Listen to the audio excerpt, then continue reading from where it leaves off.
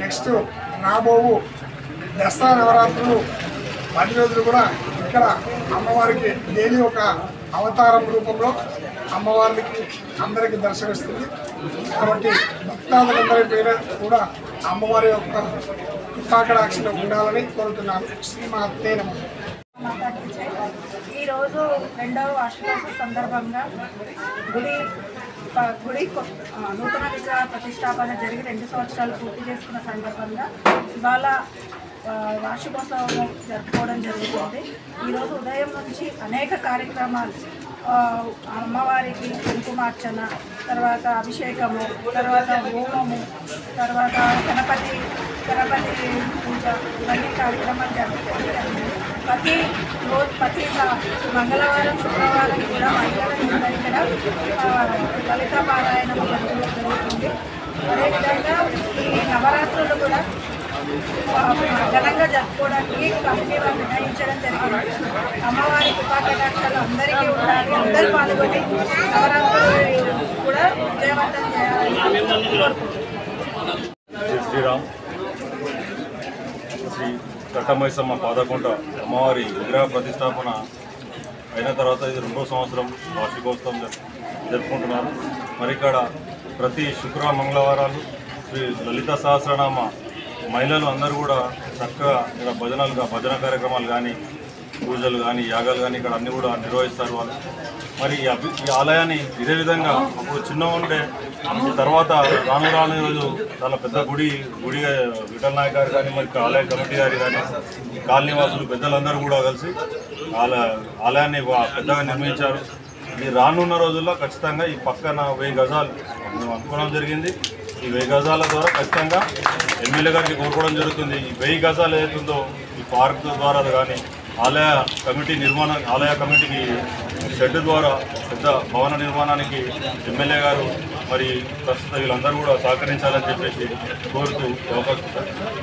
తాండూరు పట్టణంలో ఆదర్శ నగర్లో వెలిచిన కట్టమైసమ్మ 2వ వార్షికకు ఇచ్చేసిన మన హిందూ బంధువులు, మన కమిటీ సభ్యులు, మన దాంతోపాటు మన బంధు వీరన్న, రజనీకాంత్, రమేష్ అన్న, సుధాకర్ అన్న, మన వీరన్న, మహిళ అందరూ కూడా భక్తులకందరూ కూడా ఈరోజు శుభాకాంక్షలు. మనము పోయిన ఒక వారం కిందనే గణపతి నవరాత్రులు జరుపుకోవడం జరిగింది. ఇప్పుడు కూడా రాబోయే రోజు అమావాస్య అయినాక మరి అమ్మవారి నవగ్రహాలు కూడా పాల్గొనబోతుంది. కాబట్టి మనము అందరం కూడా హిందూ సాంప్రదాయ ప్రకారంగా ఖచ్చితంగా మరి ఇప్పుడు కూడా మన దినదినంగా అమ్మవారి మరి చాలామంది తుల్యాపూర్కు ఇంకా తాండూరు నుంచి కూడా పాదయాత్ర అవుతుంటారు. అదేవిధంగా చాలామంది తుల్యాపూర్లో అన్నదానం కూడా చేస్తుంటారు. ఆ రకంగా అమ్మవారి యొక్క అవతారం ఈ ప్రపంచం మొత్తం ఉంది. కాబట్టి మనం కూడా రాబోయే రోజుల్లో కూడా మన యొక్క ఆలయము అభివృద్ధి చేసుకోవాలి మందరమంది కలిసి. దాంతోపాటు మరి ఇక్కడ పక్కల ప్రభుత్వ స్థలం ఉంది కాబట్టి ఎమ్మెల్యే గారు కూడా కోరడం జరిగింది. ఎమ్మెల్యే గారు కూడా ఖచ్చితంగా వేనరం మొదలు చెప్పిండు.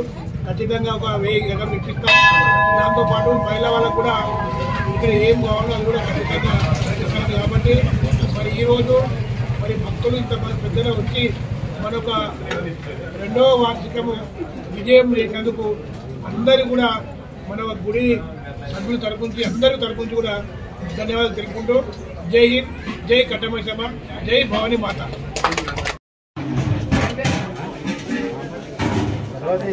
ఫోటో తీసా అన్న, ఇక్కడ చూడండి రైట్ ఇక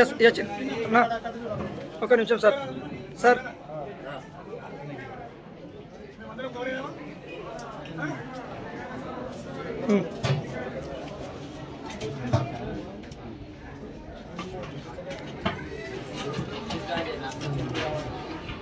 కొన్ని వీడియో ఉంది.